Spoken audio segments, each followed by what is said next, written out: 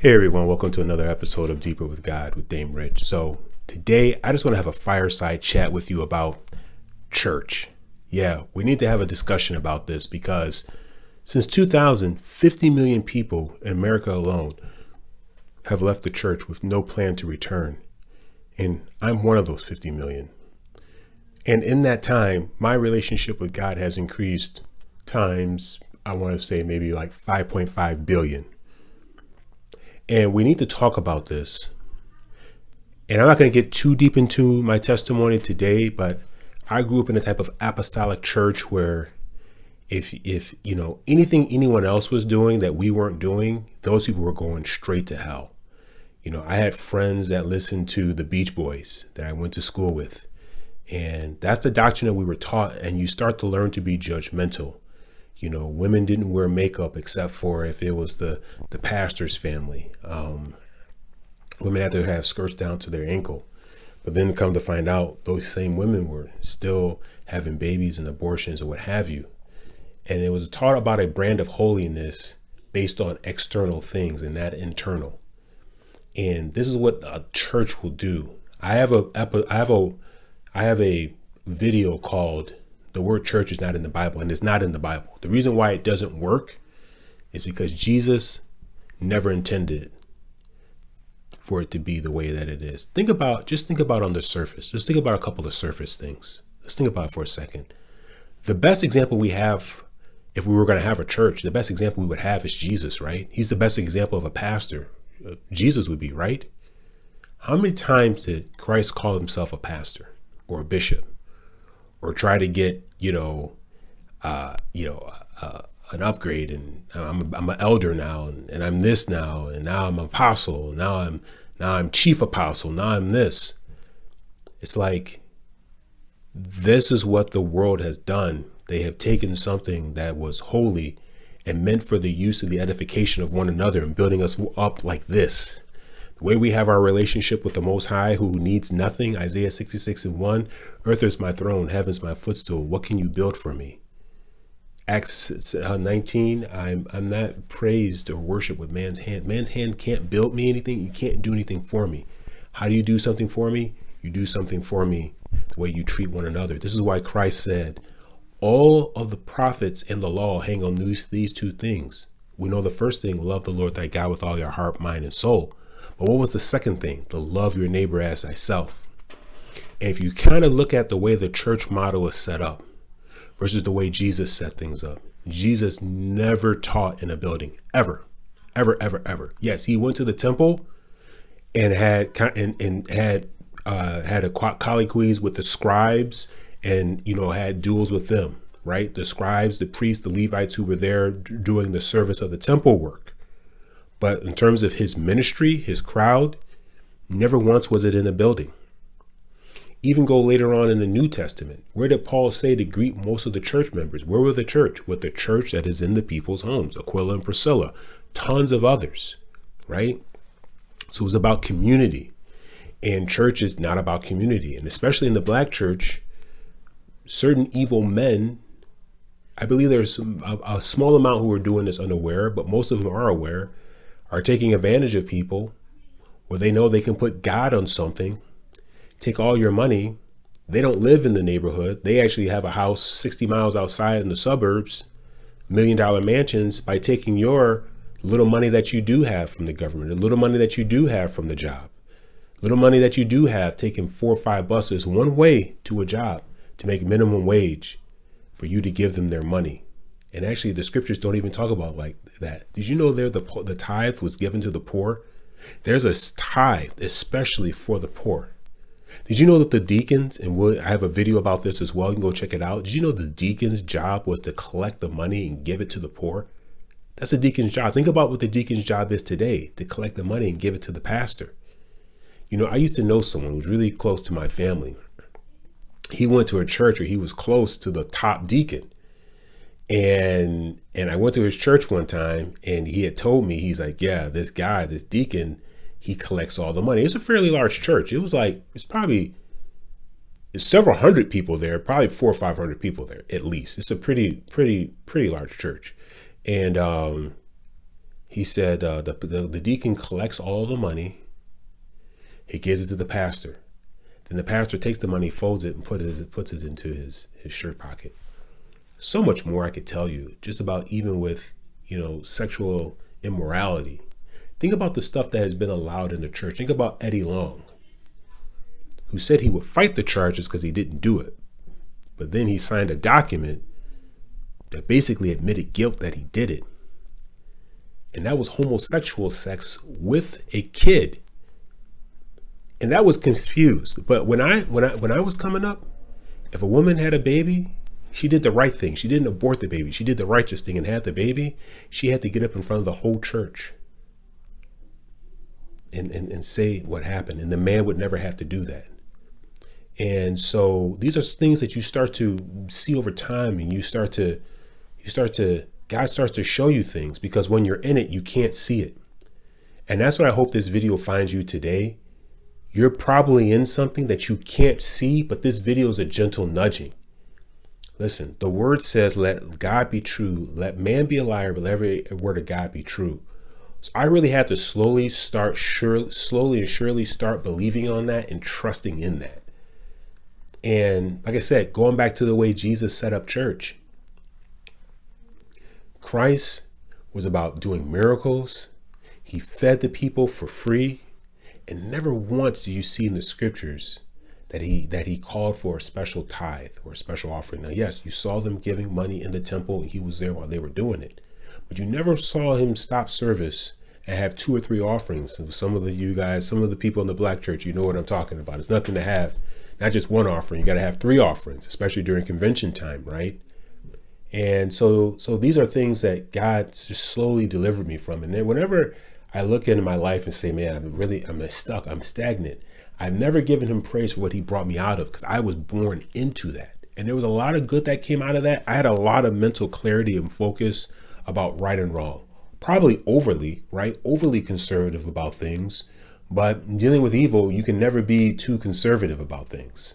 And until you get to a point where you can kind of weigh and kind of, weigh these different things on your own, and God can begin to speak to you. And a lot of times it gets frustrating because you'll sit alone and you might not hear him, but he'll speak through you through his particular Instagram feed that comes up. He'll speak through you through a song that you hear, while you're out and about. You hear a song. That's happened to me all the time, especially over the last 6 or 7 years, that I've been open to receive from God more than just a traditional way. And so with all this being said, when you look at the church today, corporation, a name, we're going to wear t-shirts. I have nothing wrong with church having t-shirts, like if it's for like fundraising and things like that.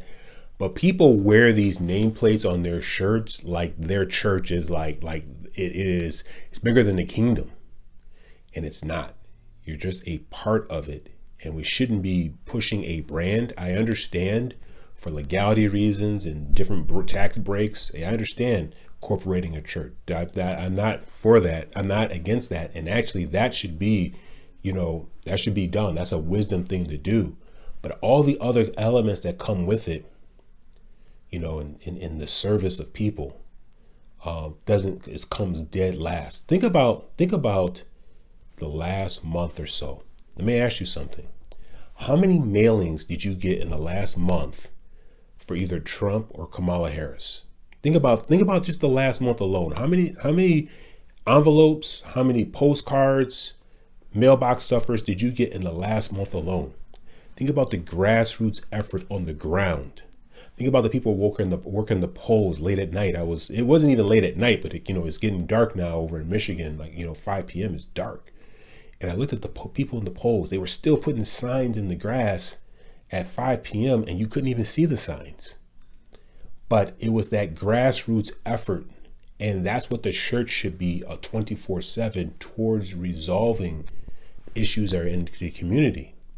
And every community has experienced something different. If you talk to Paris Hilton's brother, the most traumatic thing that ever happened to him is he missed the family's private plane. He missed the takeoff time. He had to fly commercial, and that was very traumatic. A lot of people laughed at him when he gave that testimony / interview. But when I looked at that, I said, man, I got to look at it from his perspective. So for him, those are the issues that he's dealing with. We're dealing with the rape of our children in the churches. So of course it's occurring in the juvenile jails. Of course it's occurring in these homes. Of course it's occurring in these schools, because we as the examples, we're leading the charge in the wrong direction. So when we don't come out against Eddie Long, when we don't ask certain questions about TD Jakes, when we don't come out against certain pastors because of their name, this is what Pastor Keon said. I forgot his last name. Pastor Keon in Texas, Shawnee O'Neal's wife now, Shawnee O'Neal's husband now. Pastor Keon, that was the most horrible thing to say. Because TD Jakes helped you get on, you don't even question what if there's something going on. Like, that's your reason why, because you were taught that people who were good to you, be good to them. Yeah, but being good to them could mean breaking him free, help setting him free. You're not being good to him if his soul ends up going to hell because of you, because you want to be weak. And I say that very lightly because I know what it is to have a mentor, mentee relationship, and them do something completely flagrant, it's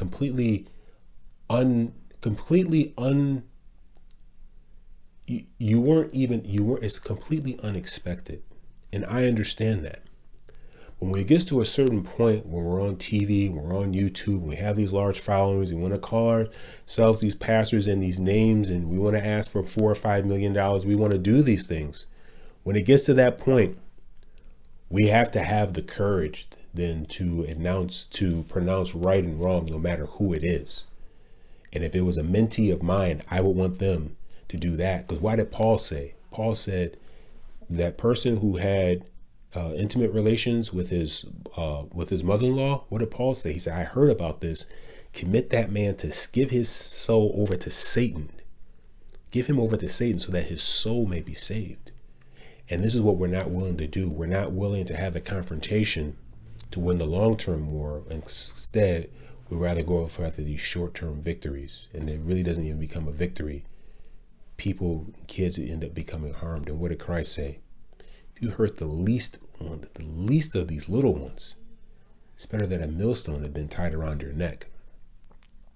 So this is where we find ourselves. So this is what I would ask you. I'm going to wind this down now, but I want you to really think about Christ Church, the ultimate pastor. Think about the way the churches are run today, the positions, the titles, the money. Like, where's this thing going? Why are we spending money on a building when it's easier just to meet at someone's home? When we start talking about communion and fellowship, what fellowship do you have really with people at church? Seriously, outside of the special groups that you do, you just go to church. How's that fellowship? You sat there, you listened to a pastor, listened to him speak. They, had great words about him. The choir may have sang or whatever. When you look at this stuff, it has nothing to do with fellowship. I'm not getting to know the people next to me. I'm not trying to get to know these people next to me. I'm coming in 5 minutes before. I'm leaving 5 minutes probably before the service. Even if you leave when the service is over, even if you instead of talking to someone. So those 20 minutes right there, that makes up church. God has done such a wonderful thing with YouTube. And I'm glad he's doing this with my channel, where he's allowed us to be able to expand ideas on how we think about church. And the reason why this scares pastors, the reason why they don't like YouTube, people like myself, is because of money. It's nothing to do with hitting home, getting a message that hits home. It's nothing to do with that. It all has to do with money. Because now if you're here on YouTube, getting fed, learning, growing, getting stronger, you're not there giving them money, tithes, for them to take it, for them to buy their $60 million planes. That they're very transparent about it. There's nothing anymore. After 2007, that 2008 commission, God allowed that all to come to, God still allowed it to happen. They didn't get away with anything, but he wanted everybody to know this is what's going on with the money. Where is that in the scriptures? What did Christ say? I'm lowly. Christ rode a camel. I'm not saying that a person within a church speaking, giving a word, an elder or a pastor or whoever, a shepherd, can't drive a nice car at the expense of the people in the church. I don't know about that. Paul and Peter and them, their shadows were healing people. And these guys all work jobs. Every single one of them worked a job. Now they say that the pastor doesn't work so he can study the word. But then if that's the case, where are the miracles? Where are the signs? Where are the wonders? And these people were able to do miracles, signs, and wonders without all of that. So they actually had to work. So they didn't have the ability to just sit down and play golf, which a lot of these pastors do. Some of them don't. But I've been around this in the trenches at the highest levels. A lot of large ministries, several large ministries, 3 or 4 very large ministries. And for the most part, that job is about playing golf every day. Sorry to break it to you, but that's what it is. But as we grow, as I continue to tell you my testimony, as we continue down this journey, I hope you will find something that will give you a spark so that now you can start, whether it be a YouTube ministry, whether it be something in your community. Because this is what it's about. Listen, the scriptures even say, Paul, I forgot the way he phrased it, but it's just like we're just endlessly learning. It's time to do. We've had this election and people are mad about either side. It was going to be mad about which way it went.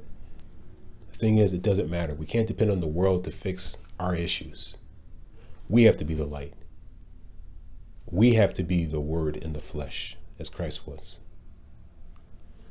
All right. So with that, if you like what you heard, please give it a like. It helps us in the algorithm. Make a comment. But very minimally, I would like you to subscribe, because I'd like you to hear more of what God's given me. God's given me a lot of stuff, and I'm about to pour out into this channel. I'm about to pour out into you everything he's given me over the last 12, 13, 14 years. And it's a lot. And I'm going to do it freely. And I'm glad you're on this journey with me. Thank you. God bless you. See you soon.